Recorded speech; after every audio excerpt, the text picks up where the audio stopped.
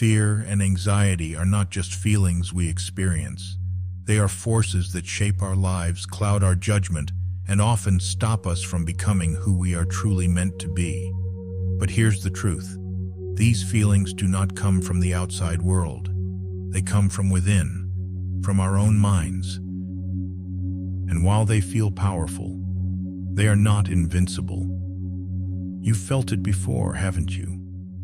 That tightening in your chest, the racing thoughts, the overwhelming sense that something bad is going to happen. You've tried to push it away, avoid it, or wish it would disappear. But fear is relentless. Anxiety never quite lets go. But what if you could face these feelings, not with avoidance or frustration, but with strength, clarity, and control? What if you could learn to meet fear with the wisdom that has been passed down through the ages? The Stoics, the ancient philosophers of resilience, knew that it is not the events themselves that disturb us. It's how we judge them. It's the stories we tell ourselves about what could go wrong, about what's waiting just around the corner. The truth is, you have more control than you think. It's not about eliminating fear. It's about mastering it. In this video, we're going to explore 5 Stoic principles that will help you face your fears and dissolve your anxieties. These are not quick fixes or superficial tricks. These are practices that have stood the test of time because they speak to something deep within us, the power to choose, to act, and to rise above. It's not about running away from your fear. It's about looking it in the eye, understanding it, and taking back control. The journey may not be easy, but with each step you take, you'll find that you are stronger than you ever imagined. So, if you're ready to break free from the grip of fear, keep watching. This is your path to true freedom. And it begins right now. Part 1. The Power of Choice. Understanding fear as a judgment. Fear is not something that just happens to you. It's not a force that sneaks up and grabs hold without warning. Fear is, at its core, a judgment, a decision you make, whether consciously or unconsciously, about what could go wrong. It's the story your mind tells itself about a situation, a future that hasn't yet happened. Think about the last time you felt that overwhelming sense of fear. What was it about? Maybe it was an important meeting, a difficult conversation, a challenge that seemed too big. Now pause for a moment. What if I told you that fear, this gripping sensation, wasn't rooted in reality, but in the way you chose to interpret the situation? This is the key the Stoics understood deeply. They didn't see fear as a natural reaction to the world. Instead, they saw it as a product of our minds, a choice we make in how we respond to the unknown. Epictetus, one of the great Stoic philosophers, put it simply: it is not things themselves that trouble us, but the opinions we have about them. When fear rises, it's not because something terrible has happened. It's because your mind is telling you a story about what might happen, about what could go wrong. But here's the thing. This story is not a fact. It's a judgment you make. And if you can change that judgment, you can change your relationship with fear. Now, I know that might sound easier said than done. Fear can feel so real, so powerful. But think about this for a second. What would happen if you stopped giving fear the power to control your story? What if you could see fear for what it truly is?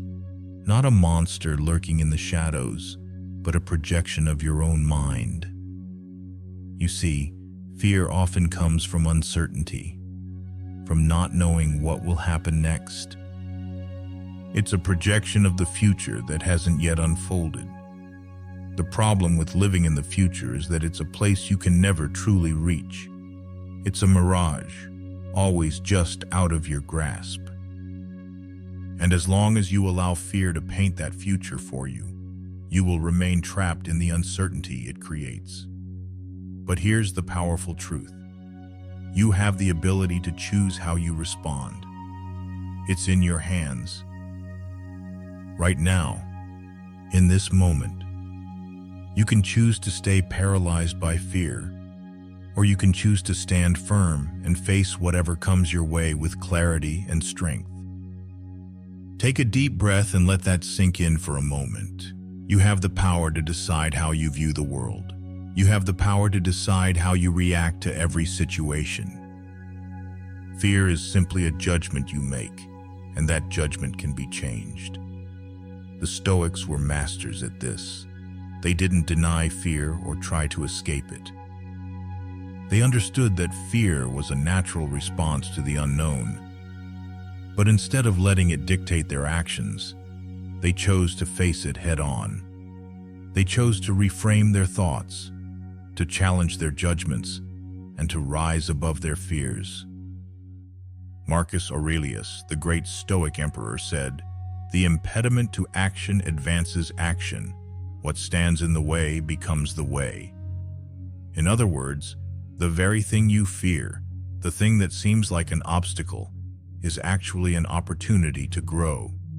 It's a chance for you to practice courage, to practice control, and to practice choosing your response. Imagine how different your life could be if you embraced this truth. What if you stopped letting fear dictate your decisions? What if you could look at every fear, every challenge, and see it not as something to avoid, but as something to face, learn from, and grow through? That's the power of choice. The power to change how you view the world. The power to see fear for what it really is. Not a threat to your safety, but an opportunity to prove to yourself just how strong you really are. In the next part, we'll dive deeper into how you can master the present moment and free yourself from the future's grip. But for now, take a moment to reflect on this. Fear is not a force beyond your control. It's a judgment you make. And the moment you change that judgment, you change everything. Part 2. Visualizing the worst, facing your fears head on. What if I told you that the best way to overcome your fears isn't to avoid them, but to face them head on? It sounds counterintuitive, doesn't it? But there's a powerful practice that can transform how you relate to fear. And it begins with visualizing the worst. Imagine for a moment that you're about to do something that terrifies you. Maybe it's a big presentation at work or confronting someone you care about. Your heart starts racing. Your mind fills with worries. And that familiar knot of fear tightens in your stomach. Now, take a step back. Instead of running from that fear, allow yourself to vividly imagine the worst possible outcome. It sounds uncomfortable, right? But this exercise isn't about making things worse. It's about preparing your mind for whatever might come. When the Stoics taught about premeditatio malorum, the premeditation of evils, they weren't encouraging you to dwell on the negative. They were teaching you how to confront fear before it paralyzes you. By facing the worst in your mind, you take away its power over you. Fear thrives on the unknown, the uncertainty of what could happen.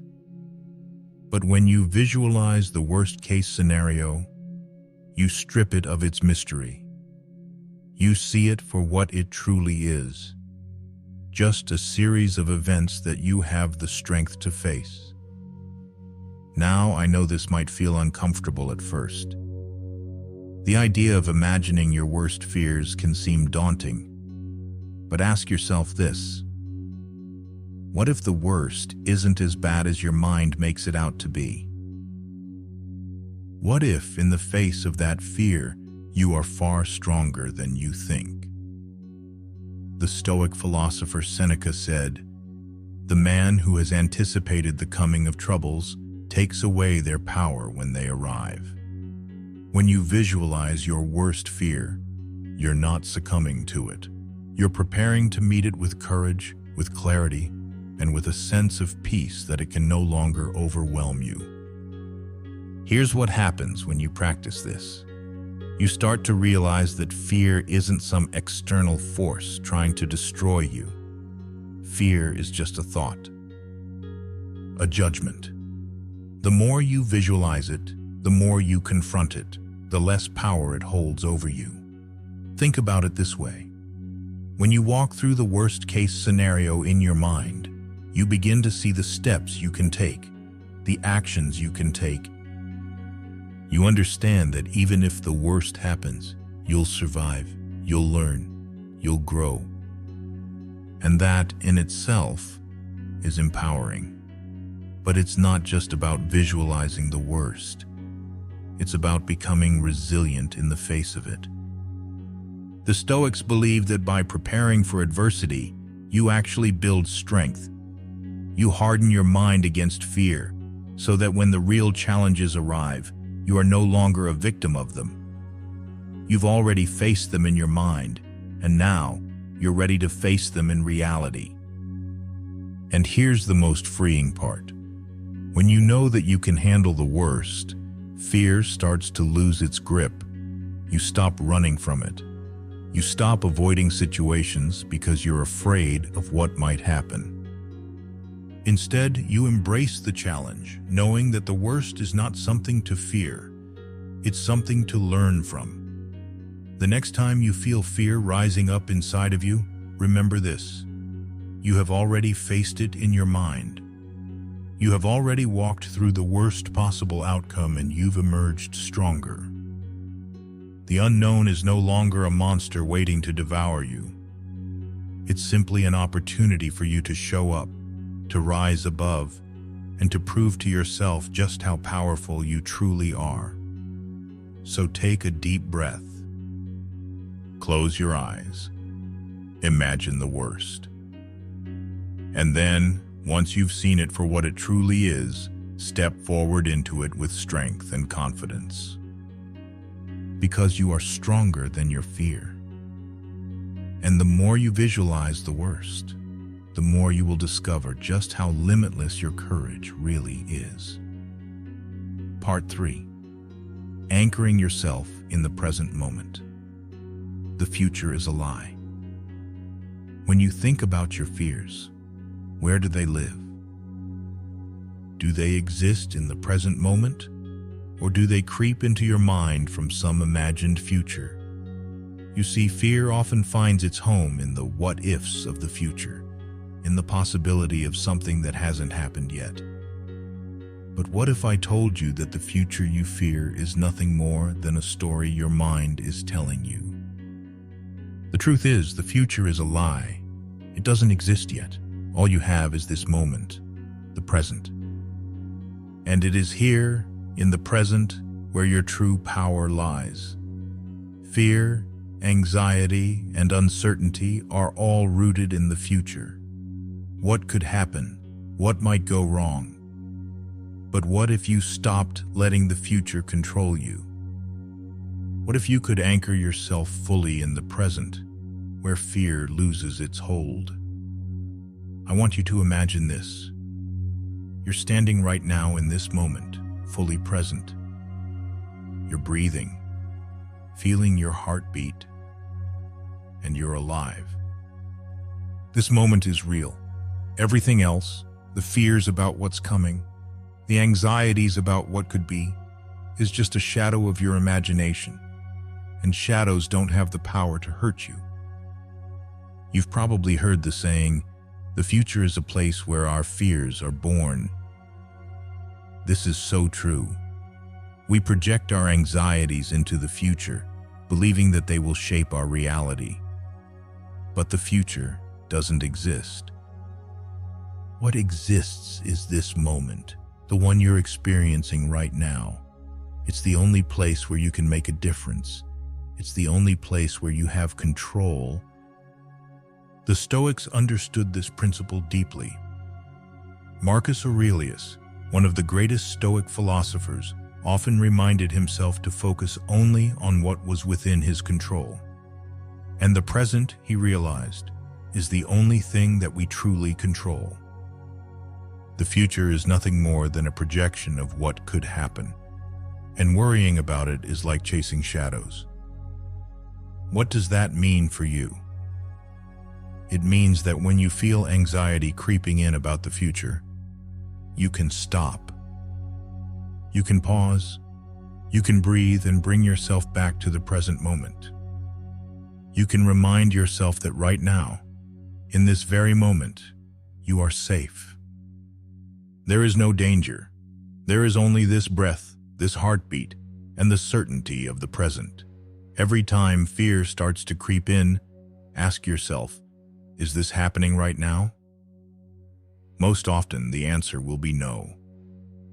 Your fear is coming from a place that hasn't happened yet.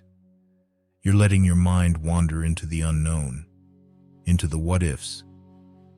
But the truth is, the unknown has no power over you when you stay grounded in the present.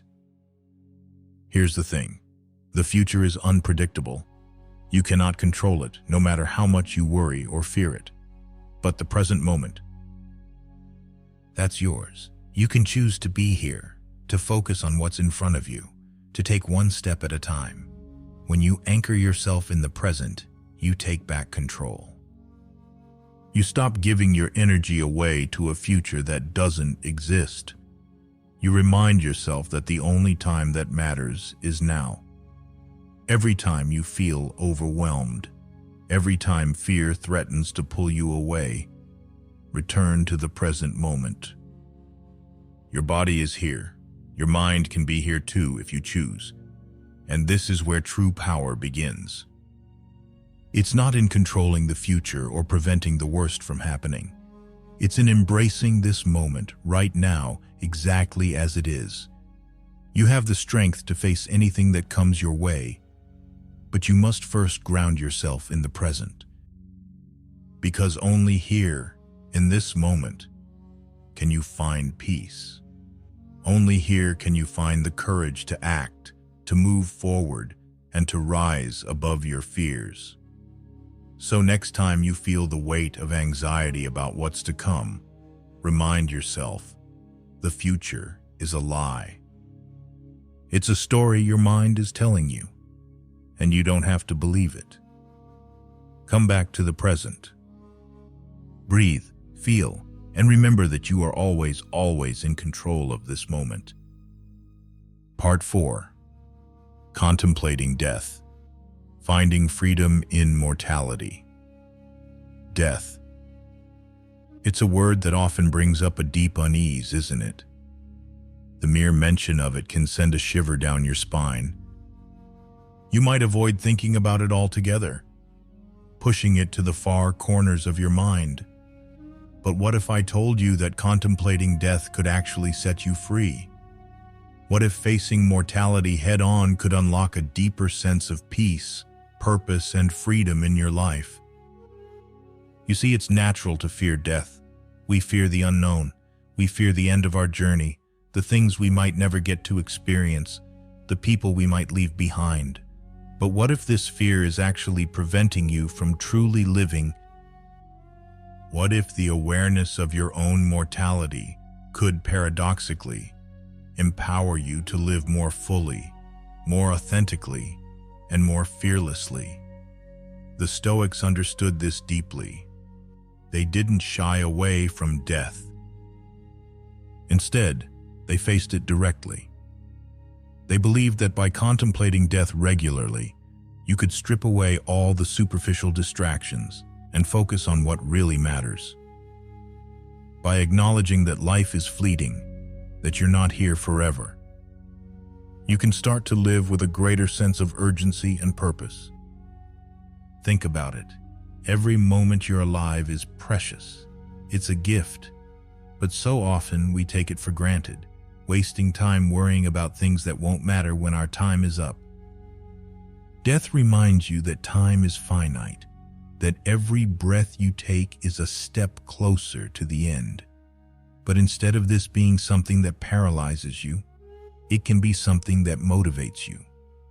The reality is, you don't know how much time you have left.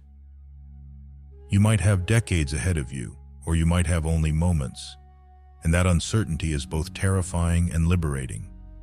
It's terrifying because it forces you to confront the truth that you cannot control time.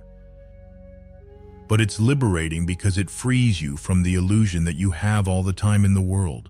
It reminds you that now is the only time that's guaranteed. So, what do you do with that knowledge? How do you make it work for you? You start by truly living. You stop postponing your dreams, your goals, your happiness.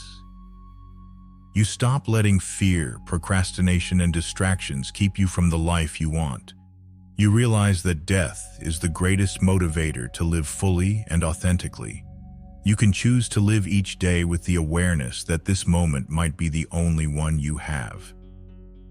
You can choose to spend your time on what truly matters, your relationships, your passions, your purpose. The small worries, the petty anxieties, they start to fade in the face of this reality, because you understand now that these things don't hold the weight they once did. Marcus Aurelius often reminded himself that death is a natural part of life. It's not something to fear, but something to embrace as part of the journey. When you accept that death is inevitable, you stop letting it control you. Instead, you live more deliberately.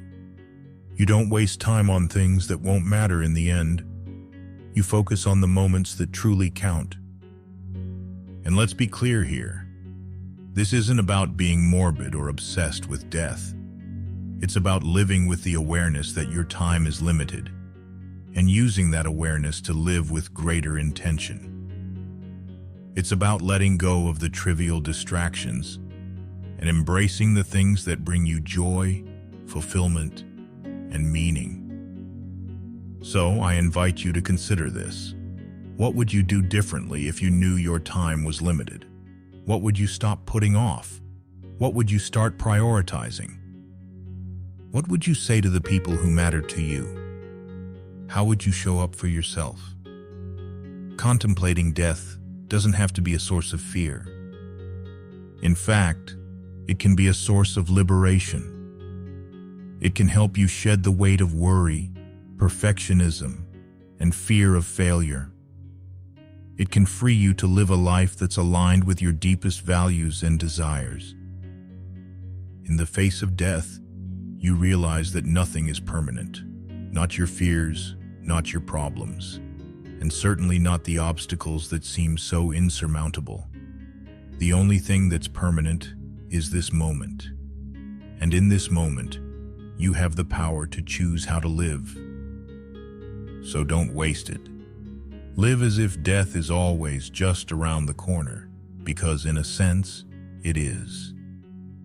And that is not something to fear. It's something to embrace. Embrace the freedom that comes from knowing that death will come. And because of that, choose to live fully. Now. Part 5. Taking action. Mastering the present with reason and courage. You have all the power you need right now in this moment.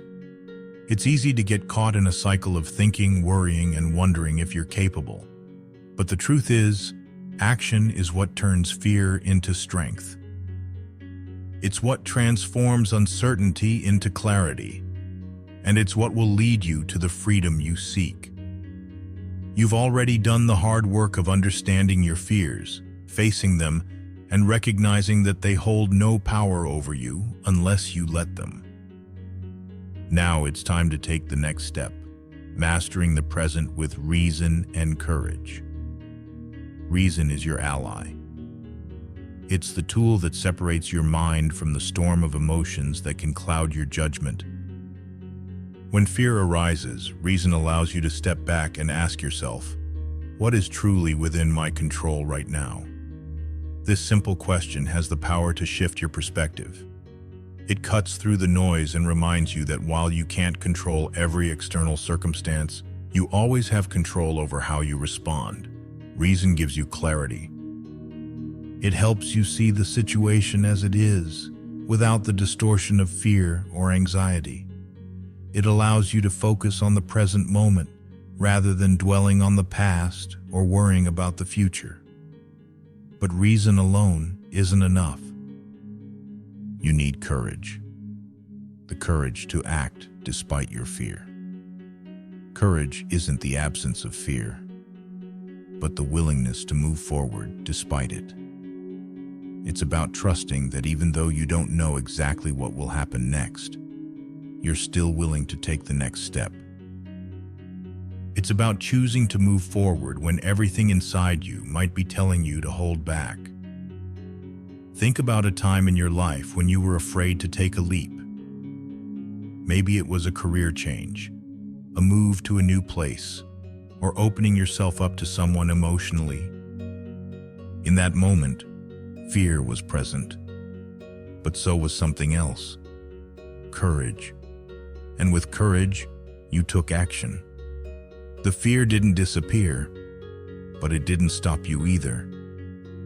It became the fuel that pushed you forward.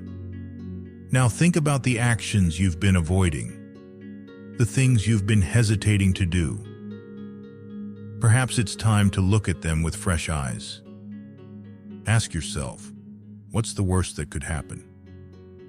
The answer, more often than not, isn't as terrifying as the fear itself. And even if things don't go perfectly, you can learn, grow, and adjust. Action doesn't mean perfection. It simply means progress. When you choose to act, you are showing yourself that you believe in your ability to handle whatever comes your way. Each step you take, no matter how small, builds your resilience. It reaffirms to yourself that you are capable, you are strong, and you are worthy of moving forward. And here's the thing: action breeds more action. Once you take that first step, even if it's just a small one, you'll find that it becomes easier to keep going. You'll start to see progress, and with that progress, your confidence will grow. Fear won't disappear completely, but it will lose its grip on you. Instead of something that holds you back, it will become something that drives you forward. So, I want you to ask yourself now, what's one thing you've been avoiding? One action you've been delaying? It could be something small, or it could be something monumental. But I want you to commit to taking that step. Whether it's making that phone call, starting that project, or having that difficult conversation, take action. Don't wait for fear to dissipate before you act. Because the truth is, fear won't go away. It's part of the human experience. But you don't have to let it control you. Every time you take action in the face of fear, you're telling yourself, I am capable, I am in control, and I will not let fear dictate my life. And with each step, you'll find yourself becoming the person you were always meant to be. Someone who doesn't just face their fears, but embraces them, learns from them, and rises above them. You already have everything you need to take control of your life. The power is within you. Now it's time to act. Conclusion. You've journeyed through this path, facing your fears, embracing the discomfort, and discovering the power of your own mind.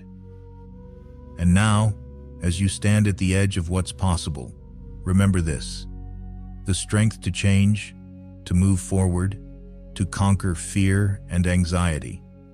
It's already within you. It always has been. Every step you take, no matter how small, is a victory. Every moment you choose to live in the present, every time you act despite your fear, you become more aligned with your true power. The Stoic principles you've embraced today are not just ideas. They are tools, powerful forces that, when applied, can transform your reality. You are not defined by your fear. You are defined by how you choose to respond to it. So, what's next for you? The world is waiting for the version of you who steps into their power. You don't have to wait for fear to disappear before you act. The path is open, and it's yours for the taking. You have the reason, the courage, and the action to create a life that is driven by purpose, not paralyzed by anxiety. Now, I invite you to take action right now. Don't wait for tomorrow. Don't wait for the perfect moment. Take that first step. Whether it's a small shift or a big leap, make it today. Write it down. Speak it out loud. Tell yourself, I'm in control of my life, and I will not let fear hold me back. And if this message resonated with you, if you feel the fire within you starting to spark, I encourage you to subscribe. Join me on this journey of growth, of Stoic wisdom, and of true empowerment. Share your thoughts and experiences in the comments below. You are not alone in this. Let's keep moving forward together.